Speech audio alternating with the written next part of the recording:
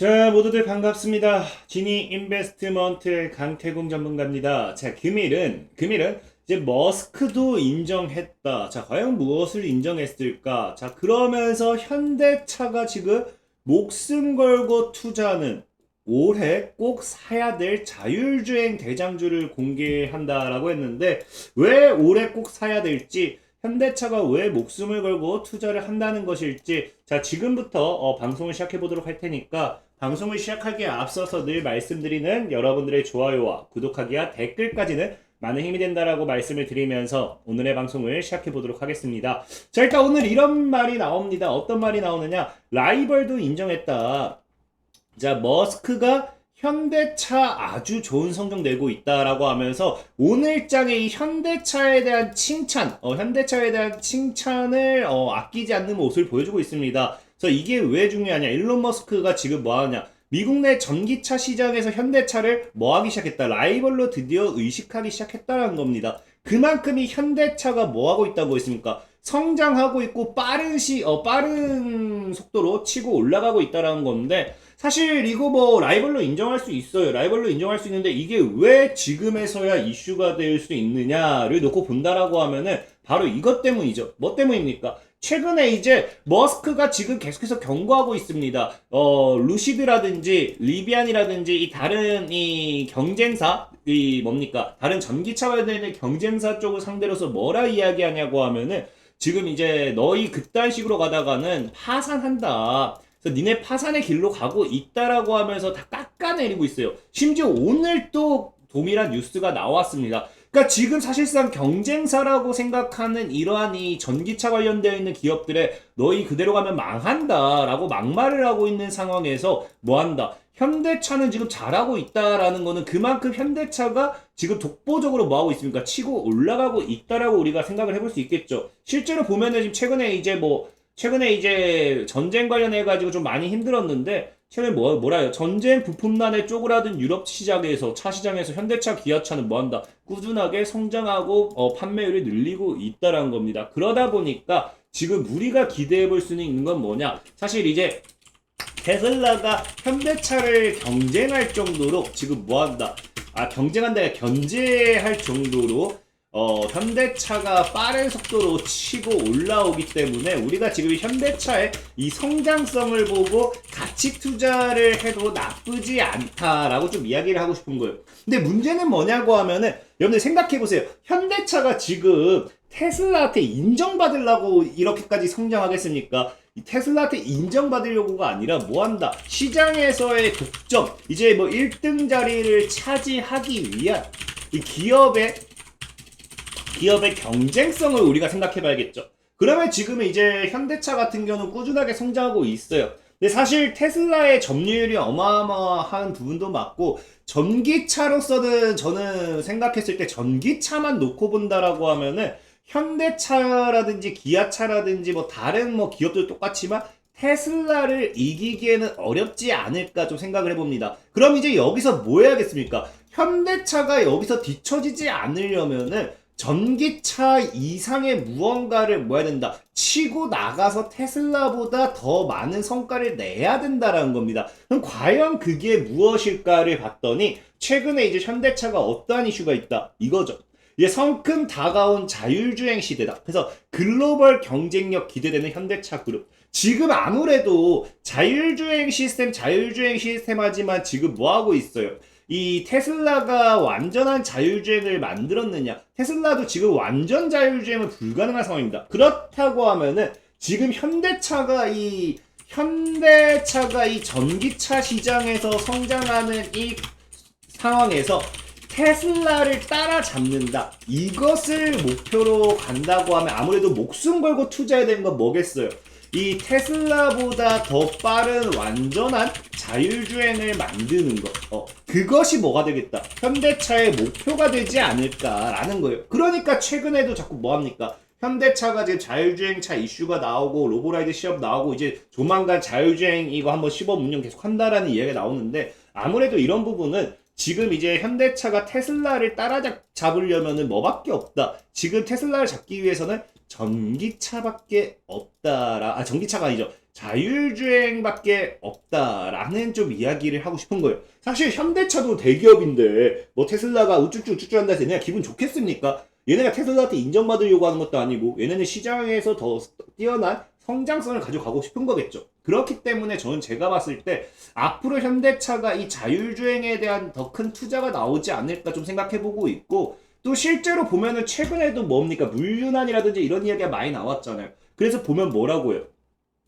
툭하면 파업으로 물류난이 있는데, 그러다 보니까 현대차가 뭐 하겠다? 트럭 자율주행에 박차를 가하겠다. 빠르게 출시하겠다. 그래서 현대차의 목표도 뭐라고요? 트럭의 완전 자율주행 기술 개발 목표라고 합니다. 그러면은 우리가 지금 이제부터 생각해 볼 수 있는 거는 이 앞으로 현대차의 성장에 있어서 전기차 관련 수혜주들도 좋죠. 근데 뭘 보자? 현대차는 아무래도 더 뭐합니까? 아무래도 자율주행 쪽으로서의 더 큰 투자가 나올 수도 있다는 겁니다. 그래서 그 관련된 종목을 우리가 한번 미리 예상을 해보자는 거고요. 그 실제로 보면 툭하면 파업해서 현대차 트럭 자율주행 박찬다라고 하는데, 사실 이제 핵심은 이거예요. 사실 자율주행 트럭이나 자율주행 차나 뭐 기술력 자체는 뭐 똑같겠지. 틀린 게 뭐가 있겠습니까? 그렇기 때문에 사실 자율주행 트럭이라고 해도 내나 자율주행 차 관련주들이 뭐 똑같이 움직일까 생각하고 있는데, 일단은 우리가 그래도 트럭에서 좀 더 필요한 게 뭐가 있는지, 아무래도 지금 현대차가 뭐 한다 했어? 트럭 자율주행을 박차겠다라는 이야기가 나왔으니까 트럭 관련해서도 이슈 받을 게 뭐가 있는지 좀 찾아봐야겠죠. 그래서 보면은 내용이 뭐냐고 하면은, 자, 화물연대 파업에 따른 물류난이 산업 전체 타격을 입히는 사례가 반복되면서 산업계의 관심은 지금 어디에 쏠린다? 화물 자율주행 우선에 쏠리고 있습니다. 근데 여기서 중요한 게 뭡니까? 지금은 어떻게 한다? 지금은 화물 수송 배송을 위해 화물차 한 대에 최소 한 명의 운전자를 배정해야 하지만, 화물차의 자율주행 기술이 고도화되면 선두 차량에만 운전자가 탑승하는 군집주행이나 무인운행을 실현할 수 있을 것으로 기대된다. 그러면 지금 우리가 생각해봐야 될 거는 이제 뭡니까? 화물차 자율주행 트럭이 더 빠르게 성장하기 위한 기술이 일단 뭐다? 군집주행이란 거예요. 그 다음에 이 무인운행은 이후에 봐야 되는 건데, 일단 뭐 사실 이어서 나오는 뉴스도 보면은 우리 정부는 그래서 뭐라고 해요? 군집주행 기술을 중심으로 자율주행 화물차 운행을 실현하기 위해 준비 사업을 추진하고 있다. 그래서 정부도 지금 추진한 게 뭐야? 군집주행. 앞에 이 한 트럭에만 뭐 한다? 한 트럭에만 운전자가 있으면 뒤에서 알아서 따라가면서 간격을 맞춘다. 사실 이거는 사례로 보면 알겠지만 이미 성공한 사례긴 하지만 여기에 대한 투자와 발전을 더 하겠다라고 하는 거죠. 물론 지금 현대차는 보면은, 현대차는 군집주행과 운전자 개입이 필요 없는 완전 자율주행 트럭 개발에 박차를 가하고 있다라는 이야기를 해요. 이걸 이야기하고 지금 보면은, 그래서 뭐 한다? 현대차 그룹이 투자한 미국 자율주행 업체 오로라는 2023년 자율주행 트럭을 출시하겠다는 목표도 발표했다. 그럼 일단은 중요한 게 뭐야? 자, 현대차의 성장을 기대해 봐야 돼요. 그 다음에 여기서 뭐 해야 된다? 자율주행 트럭에 대한 투자 이야기가 나왔습니다. 이야기가 나왔기 때문에 여기 관련된 정보를 찾아봐야겠죠. 근데 이게 2023년도에 출시를 한다고 하니, 제가 아까 얘기한 왜 올해 꼭 사야 되냐고 하면은 2023년도 투자 목표이기 때문에 2023년도가 오기 전에 사는 게 좋기 때문에, 그래서 올해 투자 목표라고 했는데, 어쨌든 중요한 거는 저는 여러분들에게 얘기했던 게, 지금 이 자율주행 트럭에서 지금 중요한 건 일단 군집 주행에 대한 투자라고 했는데, 현대차는 지금 보면 군집주행보다는 운전자 개입이 필요 없는 완전 자율주행 트럭 개발에 박차하고 있다죠. 근데 이게 오해하기 쉬운데, 보면은 군집주행과 그 다음에 운전자 개입이 필요 없는 완전 자율주행 트럭 개발에 박차를 가고 있다는 거는 군집주행에도 투자를 하고 있다라는 거예요. 물론 그것보다 더 나아가서 목표가 뭐다? 운전자 개입이 필요 없는 완전 자율주행 트럭 개발에 박차를 가한다는 거고. 근데 그러다 보니까 사람들이 그러면 어차피 군집주행 이후에는 뭐야? 완전 자율주행이네? 그럼 군집주행이 아니라 완전 자율주행을 투자해야 되는 게 아닌가? 투자해야 되는 게 아닌가? 왜? 궁극적인 건 아까 뭐라 했어요? 군집주행은 어쨌든 앞에 운전자가 한 명 있어야 돼. 완전 자율주행 운전자도 필요 없으니까. 근데 이렇게 생각할 수도 있는데, 실제로 지금 보면은 뭐냐고 하면은 실제 보면 지금 뭐야? 과거 뉴스 보면 현대차는 뭐라고요? 현대차는 이번 시연을 성공을 시작으로 군집주행은 물론 운전자의 개입이 전혀 필요 없는 완전 자율주행 트럭 개발도 박차를 갈 것이라고 했죠.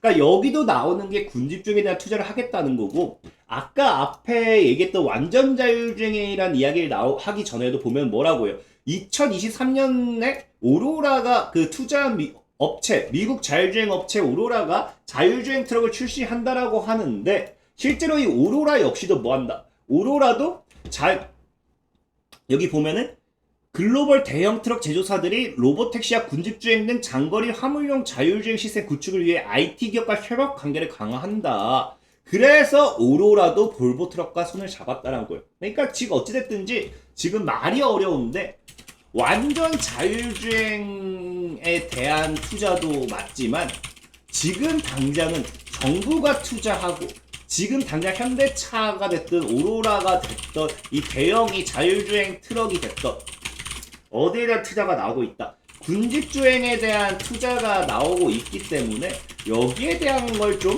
사봐야 된다라고 좀 말씀을 드리고 싶고 또 사실 중요한 게 자꾸 이게 말이 이 개인 투자들이 이 분석을 하기 어렵게 놨어요. 자꾸 현대차 지금 말하는 게 보면은 군집주행과 운전자에게 필요는 완전 자율주행 트럭 개발에 박차한다. 그럼 군집주행은 나중에 필요 없을 것 같거든. 필요 없을 것 같아요. 근데 실제로 보면은 이게 군집주행이 왜 필요하냐고 하면은 과거에 현대자동차가 아까 얘기했죠. 군집주행은 과거에 이미 성공한 사례가 있다고. 그래서 보면 현대자동차가 화물 운송용 대형 트레일러 차량으로 국내 고속도로에서 뭐 했다? 완전 자율주행에 근접한 3단계 운전에 성공했다라고 하죠. 근데 여기 보면은 이게 액시언트 트럭에 트레일러 달고 뭐 쭉쭉쭉쭉 하면서 나와요. 쭉쭉쭉 나오는데 여기에 나오는 기술이 보면 내나 뭡니까? 자, 현대차는 이번 시험을 위해 기존 자율주행 기술과 차별화된 센싱 기술과 정밀 지도, 판단 제어 기술을 대거 적용했습니다. 자, 그러면서 새 카메라 전방 후측에 3개, 전방 후방에 레이더 2개, 그 다음에 3개, 1개 등 총 10개의 센서를 장착했어요. 자, 이게 어디서? 군집주행에서. 근데 아까 얘기했던 현대차가 지금 투자를 박차한다는 것도 보면 똑같습니다. 똑같이 나오죠. 기존 자율주행 기술과 차별화된 센싱, 판단 제어 기술을 대거 적용하고 대형 트럭에 최적화된 10개 센서를 통해 돌발 상황에 안정적으로 대처할 수 있는 기술을 고도화하고 있다. 그러니까 내나 우리가 생각해야 되는 건 군집주행이 됐던 운전자 개입이 필요는 완전 자율주행이 됐던 여기서 차이가 뭐다? 군집주행과 운전자 개입의 차이는 운전자 한 명이 있고 없고의 차이이지 기술 자체는 뭐다? 달라지는 게 없다라는 겁니다. 그렇기 때문에 우리가 지금 그대로 분석을 좀 해보면 되는 거고, 자, 일단은 중요한 게 뭐냐고 하면은, 자, 그러면은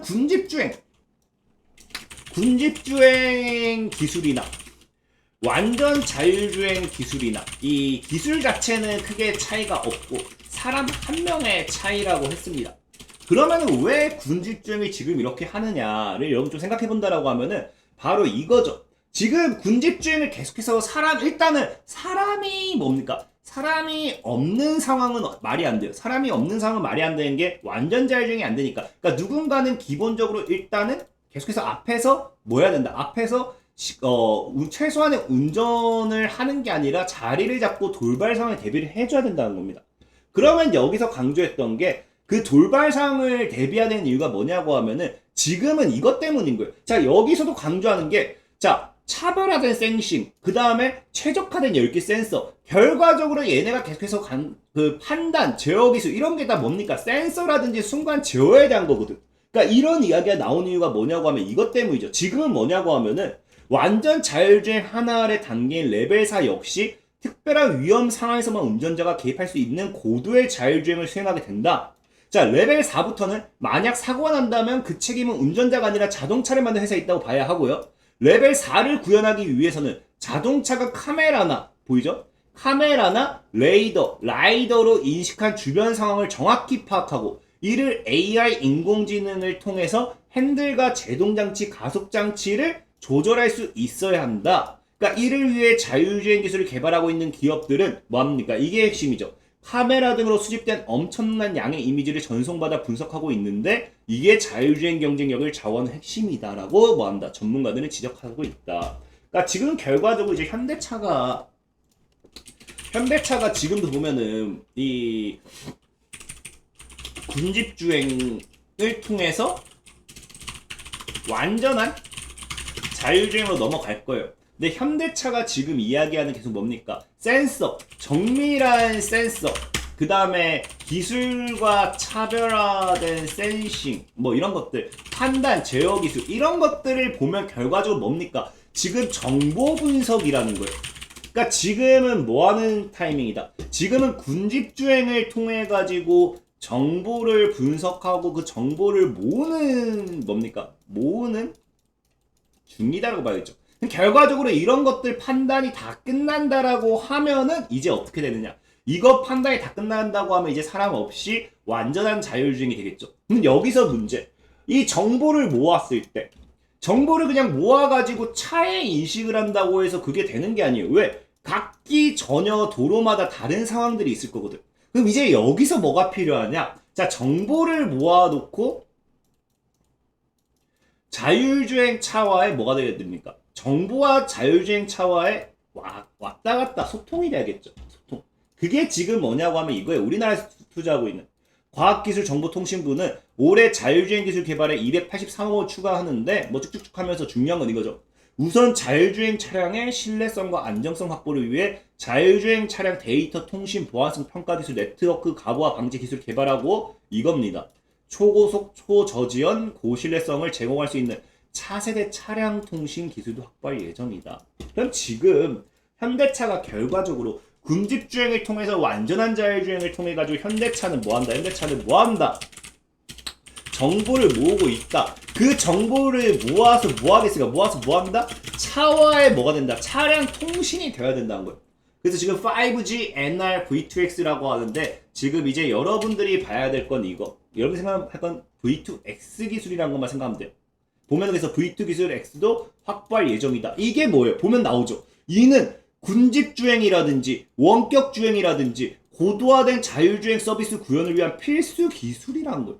그럼 결과적으로 현대차가 이런 걸 통해 가지고 극한적으로 투자하는 건 뭡니까? 이거겠죠. V2X 기술. 그래서 V2X 기술이라는 건 그냥 보면 말 그대로 그래요. 뭡니까? 차량 통신입니다. 차량 사물 통신. 그래서 V2X는 보이스 투